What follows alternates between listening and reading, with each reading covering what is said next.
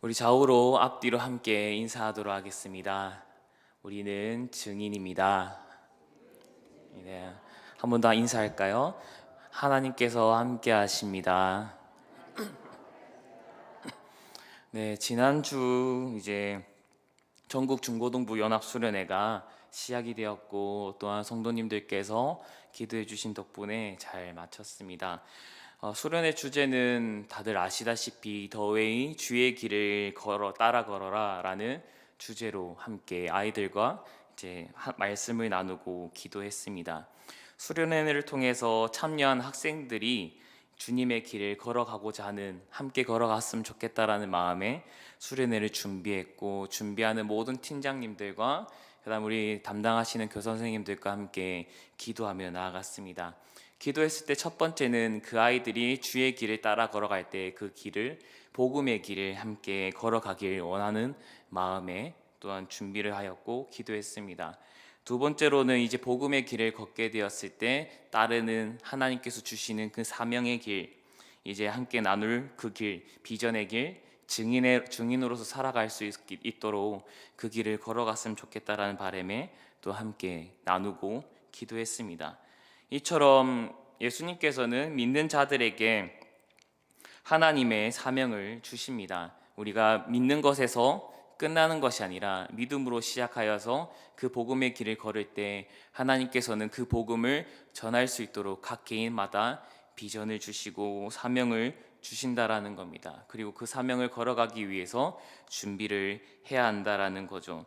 그래서 온전히 믿음으로 시작하여 하나님께서 주시는 그 사명의 길을 우리는 걸어가야 됩니다. 우리 학생들뿐만 아니라 이 자리에 모여있는 우리 모든 성도님들 또한 하나님께서 주시는 그 사명의 길, 그 사명이 무엇입니까? 바로 복음을 전하는, 복음의 증인이 되는 삶입니다. 그 길을 함께 걸어가길 소망합니다. 오늘 말씀을 통해서 하나님께서 주시는 그 사명의 길이 정확히 우리는 무엇인지 찾았으면 좋겠고요.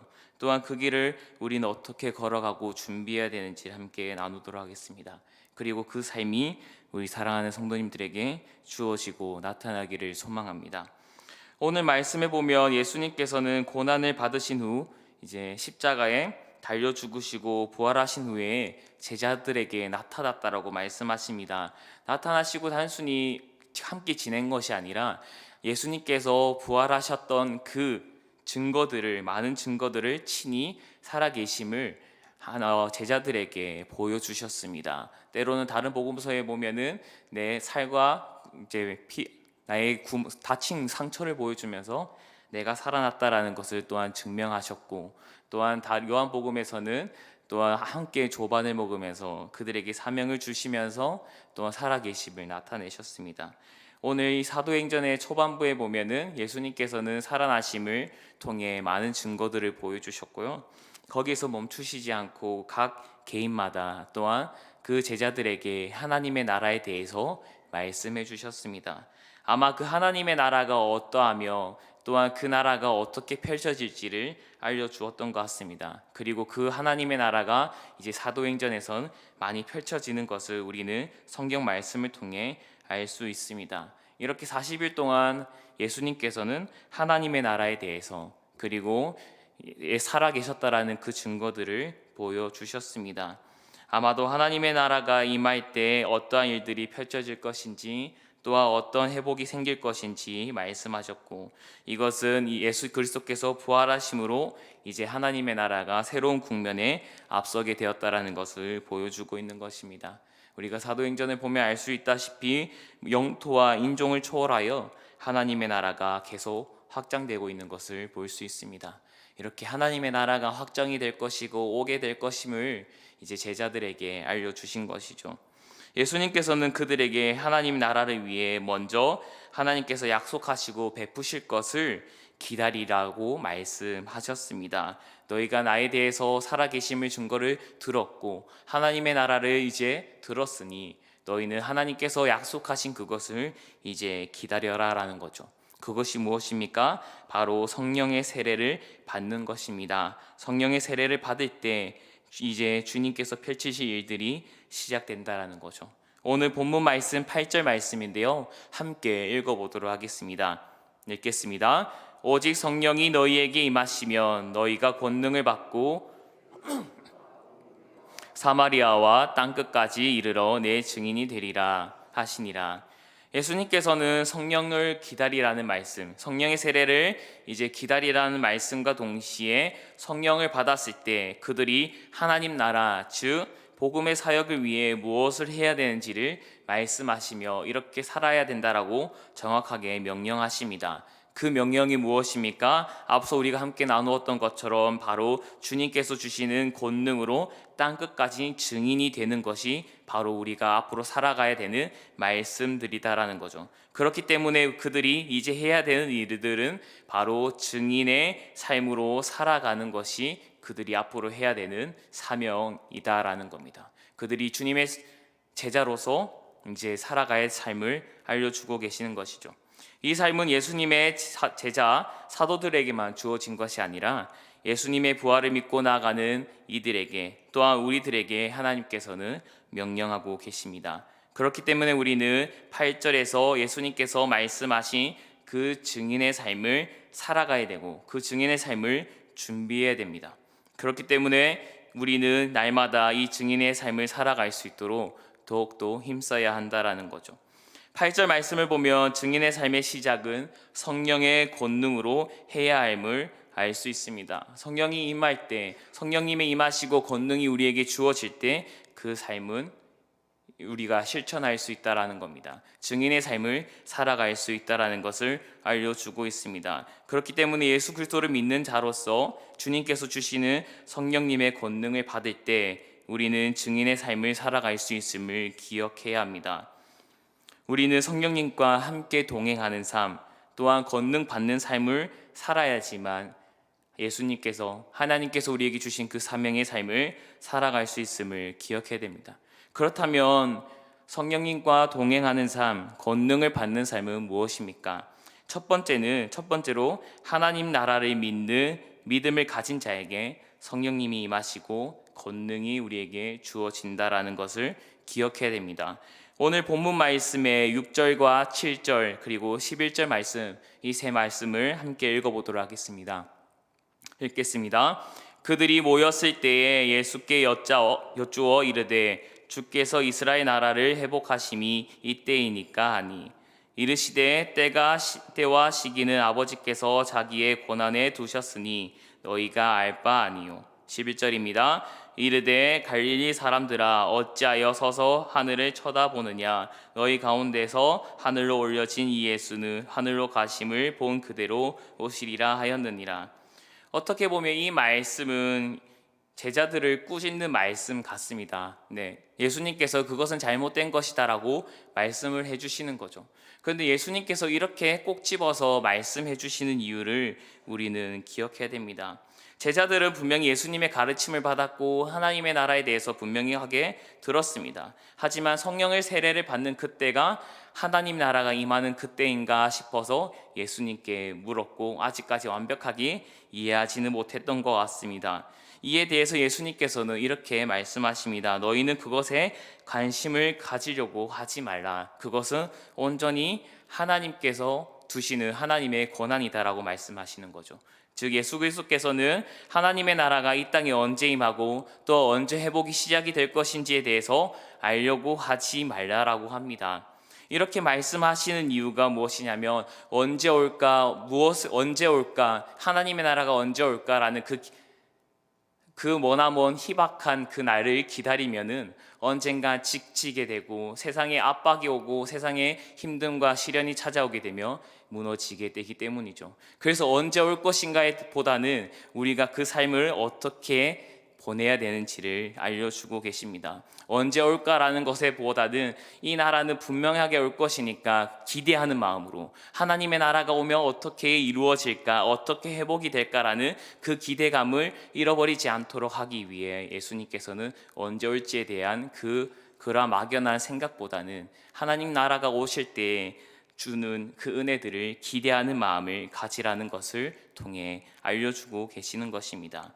언제 올지 기다리는 그 막연함에 놓이게 되면 어려움과 두려움 앞에 무너지게 될 것입니다. 온전히 하나님 나라가 임했고 임할 것이라는 그 믿음을 가지는 것이 중요한 것입니다. 하나님 나라는 분명히 올 것이며 또 언제 올지 모르기 때문에 우리의 신앙에는 긴장감을 주게 되는 것입니다. 언제 올지 모르기 때문에 우리는 더욱더 하나님의 그 증인의 삶을 힘써 나아가야겠구나 하는 긴장감과 또 하나님 나라가 오면 우리에게 주어질 그 은혜로운 삶, 또 하나님께서 우리에게 주실 그 칭찬들 기대하는 삶이 되기 때문이죠.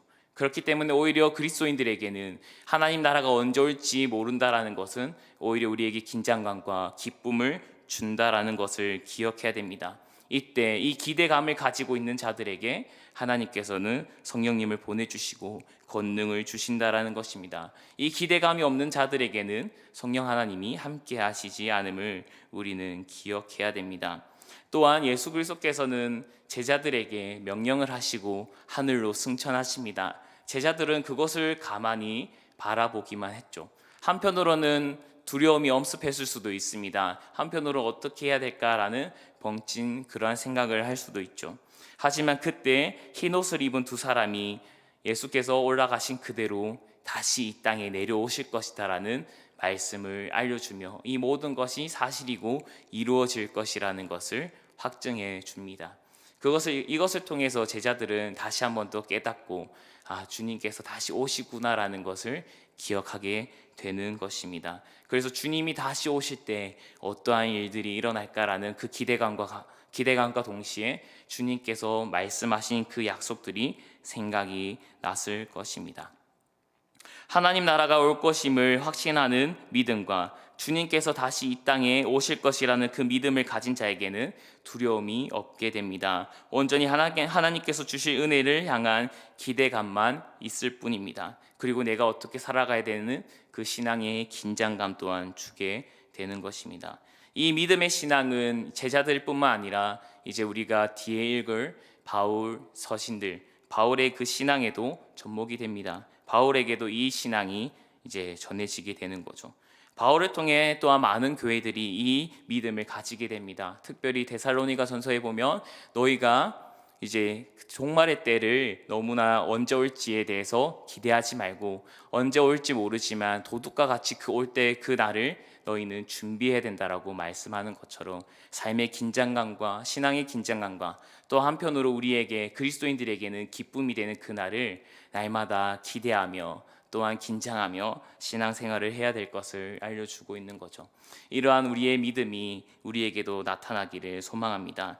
이렇게 주님께서 주시는 하나님 나라에 대한 믿음, 주님께서 다시 오실 그날에 대한 믿음, 날마다 간직하고 나아갈 때, 그 믿음을 붙들고 있을 때 성령 하나님께서는 함께 하시고 우리에게 권능을 베푸시며 그 권능이 임할 때 우리는 세상 사람들의 비웃음과 그리고 그 위협들 그리고 불신앙에 맞서서 담대하게 복음을 전할 수 있게 되는 것입니다. 예기치 않고 원하지 않은 그 실패와 낙심, 고난에 맞서서 우리는 인내하는 마음을 가지게 되는 것입니다. 이것을 믿고 날마다 성령님과 동행하는 삶을 살아가길 소망합니다. 그렇다면 권능이 임하는 또한 성령님이 함께하는 그 삶, 두 번째는 무엇일까요? 두 번째로는 하나님의 약속을 믿고 의지하는 삶을 살아가는 자에게 성령의 권능이 임하게 된다는 겁니다. 첫 번째는 하나님 나라가 올 것이라는 그 믿음과 두 번째는 하나님의 약속을 믿고 의지하는 자에게 성령님의 권능이 이제 임하게 될 것이라는 것입니다. 제자들은 하나님의 약속을 굳게 믿었습니다.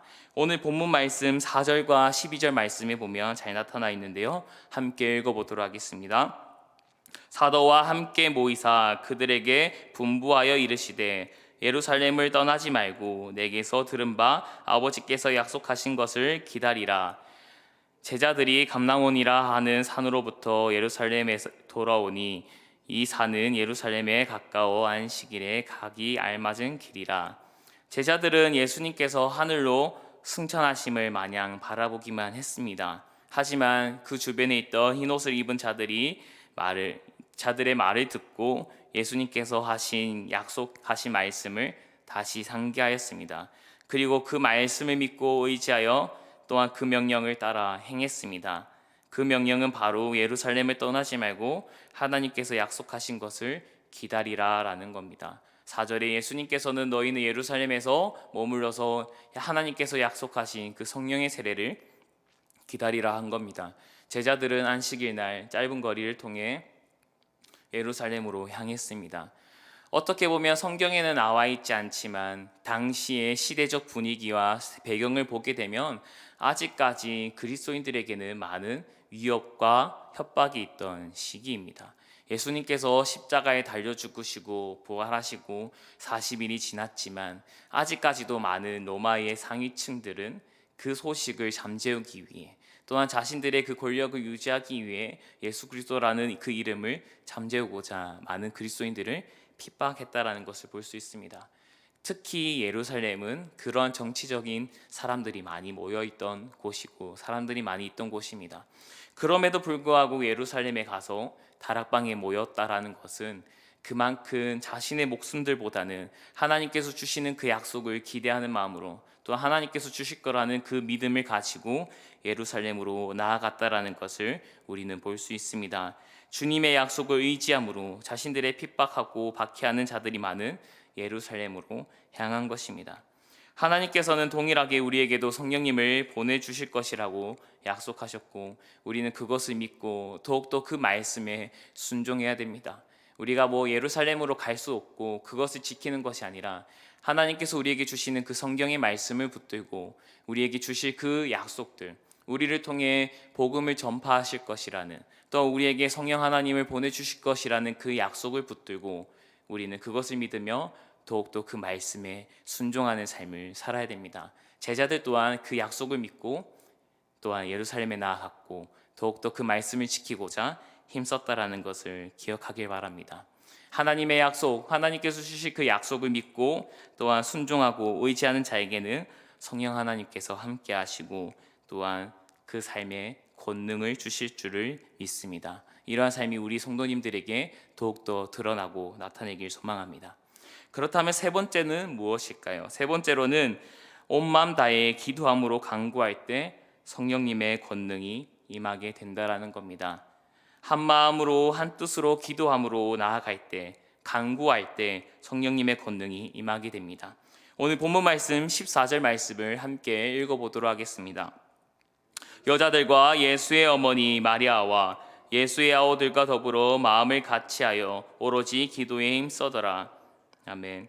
제자들은 예루살렘에 가서 다락방에 모여 그냥 가만히 있지 않았습니다. 하나님께서 주실 약속을 믿으며 하나님께서 주실 그 나라를 기대하며 온전히 기도에 힘을 썼다라는 것을 오늘 본문 말씀은 알려주고 있습니다. 하나님께서는 주실 자가 없음을 나타내고 있죠. 1장과 2장의 구약의 시대 때 경건한 백성들이 기도한 것 외에 3장부터 끝장까지는 기도한 사람은 바로 예수님밖에 없다라고 누가복음에서는 친절하게 나타내고 있습니다. 그에 반해 예수님의 제자들은 예수님과 날마다 동행했음에도 불구하고 예수님이 기도하시는 그 모습을 보았음에도 불구하고 그들은 기도의 사람으로 등장하지는 않았습니다. 그런데 오늘 말씀에 보면 누가는 이렇게 고백합니다. 그들이 온 마음을 다해 힘써 기도하기 시작했다라고 알려주고 있습니다. 출애굽 사건 그리고 포로 기간 때 구약 백성들은 하나님께 간절히 기도했습니다. 출애굽을 당하고 출애굽 전에 애굽의 노예로 살 때 구약 백성들은 하나님께 간절히 기도했습니다. 이 삶을 우리가 조금 벗어나게 해 주시옵소서라고 기도했습니다. 또한 포로기에 잡혀있던 많은 백성들은 또한 그 성전에 나아가서 다시 회복되기를 위해 기도했고, 또한 포로기 이후에 성전을 모아 세우고 또한 그곳에 모여있던 이스라엘 백성들은 하나님께 주실 그 메시아를 기다리며 기도했습니다. 이 모든 기도는 하나님께서 들어주셨습니다. 출애굽을 하게 하였고 또한 포로 생활을 벗어나게 하였고 또한 포로기 이후에는 메시아 세례 요한을 통해 예수님이 오실 거라는 것을 다시 한 번 더 알려주셨고 또한 예수님을 이 땅에 보내주셔서 메시아가 이 땅에 왔다라는 것을 그 기도를 들어주셨습니다. 이것을 보았을 때 하나님의 언약적 약속과 성취의 연결은 그 도화선이 되는 것은 바로 기도하는 것입니다. 기도할 때 하나님께서 들어주시고 권능을 주실 줄 믿습니다. 기도하는 자에게는 하나님께서 은혜를 주신다라는 겁니다. 그렇기 때문에 우리는 이것을 통해서 알 수 있는 것은 성령의 약속을 믿고 기도하는 자에게 하나님께서 어떠한 응답을 주실지 설레는 마음으로, 기대하는 마음으로 우리는 기도해야 한다라는 겁니다. 하나님께서는 기도하는 자에게 하나님의 권능을 주시고 힘을 주시고 성령 하나님을 보내어 함께 동행할 수 있도록 우리를 이끌어 가 주십니다. 그렇기 때문에 제자들은 그것을 이제야 깨닫게 되었을 것입니다. 예수님의 부활하심을 보고 우리의 믿음이 맞구나, 하나님이 주신 그 믿음대로 살아가야겠구나라고 깨달을 때 그들의 기도의 삶이 시작이 되었다라는 겁니다. 그리고 그들이 기도할 때, 힘써 기도할 때 어떠한 일이 일어나나요? 그 뒤에 이제 오순절 사건이 일어나 성령님을 만나게 되는 것이죠. 그리고 권능을 힘입어 그들이 증인의 삶으로 살아갈 수 있게 된 것입니다. 그들이 예수님과 함께했을 때는 기도의 삶을 붙들지 않았지만 온전히 예수님을 믿게 되었을 때 그 약속에 확신을 가지게 되어지자 기도함으로 나아갈 수 있게 되었습니다. 기도할 때, 기도의 반석 위에 세워졌을 때 드디어 성령님을 만나게 되고 권능을 입게 된 것입니다. 우리 사랑하는 성도님들에게도 이러한 성령님의 권능이 임하길 간절히 소망합니다. 기도의 삶이 더욱더 일어나기를 소망합니다. 예수님께서는 부활하시고 제자들에게 나타나셨죠. 그리고 그들에게 부활의 신앙을 가르쳐 주셨습니다. 하나님의 나라에 대해 또한 귀한 복음에 대해 알려주시고 기대감을 주셨습니다. 그 믿음을 가진 자로서 또 하나님 나라의 구원을 참여한 자로서 어떻게 살아가야 되는지를 8절 말씀을 통해도 알려주셨죠. 그 삶은 바로 증인의 삶입니다. 하나님의 놀라우신 계획, 예수 그리스도께서 이 땅에 오셔서 십자가에 달려 죽으시고 부활하신 그 귀한 소식, 우리는 그 소식의 증인이 되어야 되고 그 소식을 땅끝까지 전해야 된다라는 겁니다. 우리만 알고 있는 것이 아니라 이 말씀을 다른 이들에게도 알려주며 증인이 되어야 된다라는 것을 우리는 기억해야 됩니다. 마르티스라는 헬라어 단어가 있습니다. 이것을 우리나라 말로 번역하게 되면 증인들 또한 순교자라는 뜻을 가지고 있습니다. 당시 증인이 된다라는 것은 목숨을 내놓아야 된다라는 거죠. 아무에게나 증인이 될 수 없습니다. 아무나 증인이 될 수 없습니다. 그 사실을 재판해야 되는 그 소식, 재판해야 되는 그 모든 사건들을 확신해야지만 또한 그것이 진실이라고 생각해야지만 증인으로 설 수 있다라는 겁니다. 그렇기 때문에 증인이 된다라는 것은 목숨을 내놓아야 한다라는 겁니다. 그래서 아무나 할 수 없는 거죠. 확신이 있어야 된다라는 겁니다. 제자들은 주님의 부활을 보았고 올라가고 이 땅에 오실 것이라는 것을 또한 믿고 확신했습니다. 그리고 그 믿음을 가지고 두려웠지만 그 두려움을 또한 성령의 권능으로 이겨내며 나아갔습니다. 예수님께서는 믿는 자에게 증인의 삶을 굳게 믿고 나아가는 또한 성령님과 동행하는 삶을 주셨습니다. 성령님과 함께하는 자에게 하나님의 권능이 임하게 되고 그 권능으로 증인의 삶을 살아가야 하는 것입니다. 우리는 이 증인의 삶, 우리의 목숨까지도 걸 수 있는 그러한 믿음과 담대함으로 이 증인의 삶을 준비해야 됩니다. 말씀을 맺겠습니다. 예수님께서는 앞서 말씀드렸던 것처럼 부활하시고 그들에게 온전한 복음을 알려주신 뒤에 명령하셨습니다. 증인의 삶을 살라고 말씀하셨습니다. 하지만 그 길은 쉽지가 않습니다. 목숨을 걸어야 되는 거고요. 당연히 걸어가야 되지만 두 눈으로 보기에도 너무나 힘든 일임을 볼 수 있습니다. 하지만 단순히 우리의 힘으로 걸으라고 예수님께서는 명령하시지 않습니다. 성령님의 임함을 경험하고 성령님께서 주시는 그 권능으로 이 복음의 증인이 되어라고 말씀하십니다. 우리의 힘으로 이 삶을 살아가는 것이 아닌 하나님께서 주시는 그 성령의 권능으로 우리는 나아가야 됨을 기억해야 됩니다. 그래서 우리는 그 삶을 준비해야 되고 그 길을 따라 걸어가야 함을 우리는 기억해야 됩니다. 주님께서 명령하시고 우리에게 주시는 그 사명의 길, 하나님을 전하고 복음의 증인으로 살아가는 그 길을 우리는 살아가야 됩니다. 세상이 우리에게 핍박하고 유혹하고 낙심을 주더라도 성령님이 주시는 그 권능으로 이겨내야 됩니다. 그 권능을 통해 우리는 담대히 걸어 나아가야 됩니다. 우리의 목숨 또한 담대히 그분께 맡길 수 있어야 되고, 성령님께 사로잡혀야지만 그분께서 걸어가라는 그 길을 걸어갈 수 있고, 그분이 나아가라면 나아갈 수 있고, 그분이 멈추라고 하며 멈출 수 있는 것입니다. 우리의 힘으로, 우리의 지식으로 모든 일을 하는 것이 아니라 온전히 하나님께서 주시는 그 성령의 힘으로 우리는 나아가야 됩니다. 그러므로 우리는 하나님의 권능을 간구해야 됩니다. 기대하는 마음을 가지고 또 하나님께서 주시고 이루실 거라는 그 약속을 의지하며 더욱더 기도하며 힘써 간구해야 됩니다. 우리의 성도님들의 삶에 기대하는 마음, 하나님께서 하나님의 나라가 펼쳐질 거라는 그 기대하는 마음, 그리고 예수님께서 다시 오실 것이라는 그 약속의 그 믿음과 또한 우리가 힘써 기도하는 그 모습을 통해 날마다 복음의 증인이 되어지는 삶을 준비했으면 좋겠습니다. 준비하고 그 길을 걸어갔으면 좋겠습니다. 이러한 모든 삶이 또한 성령님의 권능이 우리 사랑하는 승동교회 성도님들 삶에 넘쳐나기를 간절히 소망하며 기도합니다. 기도하겠습니다. 하나님 아버지, 오늘 또 이렇게 저희의 발걸음을 인도하셔서 3일 밤 예배에 오게 해주심에 감사드립니다. 하나님께서 우리에게 주시는 그 사명, 공통된 사명, 복음의 증인이 되어라는 그 삶입니다. 하나님, 우리에게 주신 그 삶, 우리가 담대히 걸어 나갈 수 있도록 하나님 도와주시옵소서.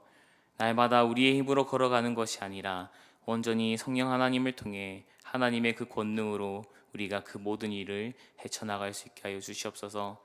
우리에게 하나님 나라가 올 것이라는 그 기대감과 또한 긴장감을 가지고 살아가게 하여 주시고, 하나님께서 우리에게 성령님을 보내주시고 우리에게 복음의 삶을 살게 하도록 인도하실 거라는 그 약속의 그 말씀을 더욱더 믿으며 확신하며 나아가게 하여 주시옵소서. 하나님, 우리가 더욱더 기도하는 삶을 끊이지 않게 하여 주시고 날마다 하나님께 성령님을 간구하며 하나님의 지혜와 힘을 간구하며 살아갈 수 있도록 도와주시옵소서. 온전히 우리의 모든 삶을 하나님께 맡깁니다. 우리의 모든 삶을 주관하여 주시고 인도하여 주시옵소서. 예수 그리스도 이름으로 기도드리옵나이다. 아멘.